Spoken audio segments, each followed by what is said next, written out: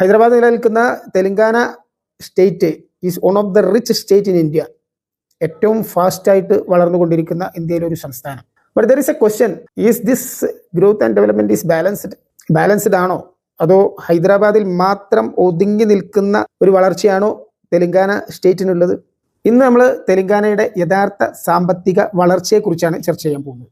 2014 Telangana state രൂപീകൃതമാകുമ്പോൾ എല്ലാവരുടെയും ആവശ്യം ഒന്നായിരുന്നു, വികസനം എല്ലാ സ്ഥലത്തേക്കും ഒരുപോലെ എത്തണം എന്നുള്ളത്. അതായത് വലിയൊരു ആന്ധ്രാപ്രദേശിനെ കീറി മുറിച്ചിട്ട് രണ്ടാക്കുന്നതിൻ്റെ ആവശ്യം തന്നെ അതായിരുന്നു. ആന്ധ്രയുടെ പല ഭാഗങ്ങളിലേക്കും വികസനം എത്തുന്നില്ല. വികസനം almost revolves around Hyderabad only. It was the issue. ആ ഇഷ്യൂ മറികടക്കുന്നതിന് വേണ്ടിയിട്ടാണ് ഈ വലിയ ഒരു സംസ്ഥാനത്തെ മുറിച്ചുകൊണ്ട് രണ്ടാക്കി മാറ്റുന്നത്. തെലങ്കാന മൂവ്മെൻറ്റിൻ്റെ മർമ്മം തന്നെ അതായിരുന്നു.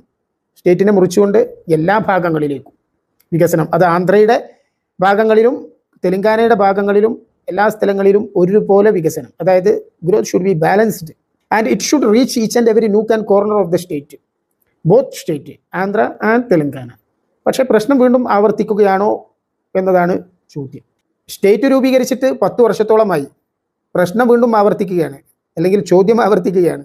തെലങ്കാന എവിടെയാണ് നിൽക്കുന്നത് എന്ന് മനസ്സിലാക്കാൻ നിങ്ങൾ അവരുടെ പെർ ക്യാപിറ്റ ഇൻകം മാത്രം നോക്കിയാൽ മതി. 2022-23 തെലങ്കാനയുടെ പെർ ക്യാപിറ്റ ഇൻകം 3.5 ലക്ഷമാണ്, 3.5 lakh.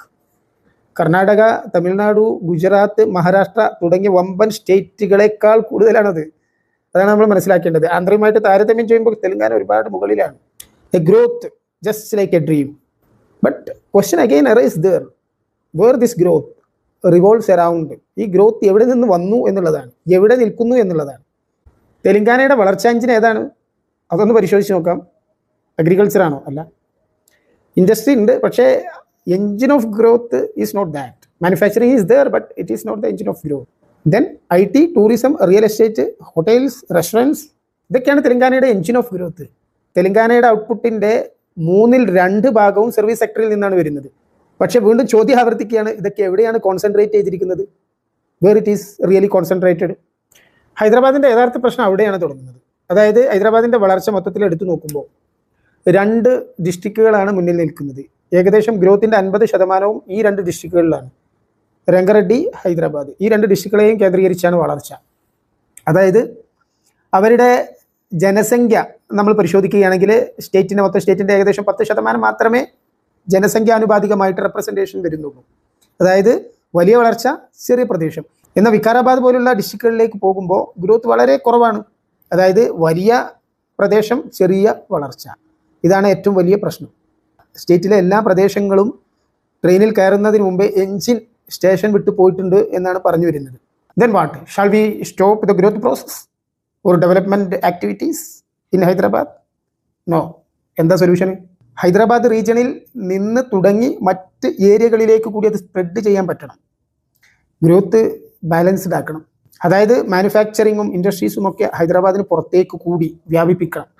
ഡിസ്ട്രിക്ട് ലെവൽ ഇൻഫ്രാസ്ട്രക്ചർ ഉയർത്തണം. എഡ്യൂക്കേഷനും സ്കിൽ ഡെവലപ്മെൻറ്റും റൂറൽ ഏരിയാസിൽ ഫോക്കസ് ചെയ്യണം.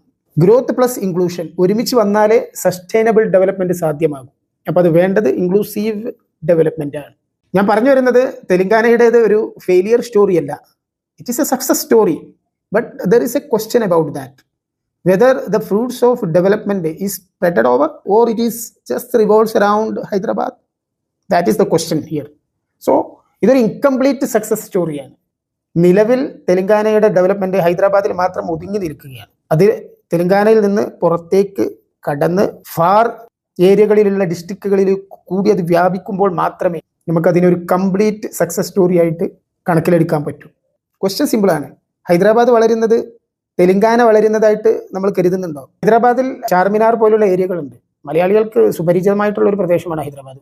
ഒരുപാട് മലയാളികളോട് വർക്ക് ചെയ്യുന്നുണ്ട്. പോരാത്തതിന് എല്ലാ വർഷവും ഒത്തിരി മലയാളികൾ ടൂറിസ്റ്റുകളായിട്ട് ഇവിടെ എത്തുന്നുണ്ട്. അവർ തന്നെ ഒരു പക്ഷേ hitech city, financial district, Gachibowli area ഇതൊക്കെ കണ്ടിട്ടുണ്ട് എങ്കിൽ അവർക്ക് തന്നെ താരതമ്യം ചെയ്യാൻ പറ്റുന്നതാണ്. അതായത് ചെറിയൊരു ഡിസ്റ്റൻസിൽ പോലും ഇത്തരത്തിലുള്ള ഒരു അൺബാലൻസ്ഡ് ഗ്രോത്ത് നമുക്ക് ദർശിക്കാൻ പറ്റുമെങ്കിൽ തെലങ്കാനയുടെ മറ്റ് ഡിസ്ട്രിക്റ്റുകളിലൊക്കെ താമസിക്കുന്ന മലയാളികളൊക്കെ ഉണ്ടാകും. ആദിലാബാദ്, വികാരാബാദ്, മെഹബൂബ് നഗർ. അപ്പോൾ അവിടെയൊക്കെ എത്രത്തോളം അവർക്ക് ഈ വ്യത്യാസം കൃത്യമായിട്ട് സ്കെച്ച് ചെയ്യാൻ പറ്റും, അവരൊക്കെ അഭിപ്രായം പറയും എന്ന് വിചാരിക്കുന്നു. ഏതായാലും അടുത്തൊരു വീഡിയോയുമായി കാണും വരെ നമസ്കാരം.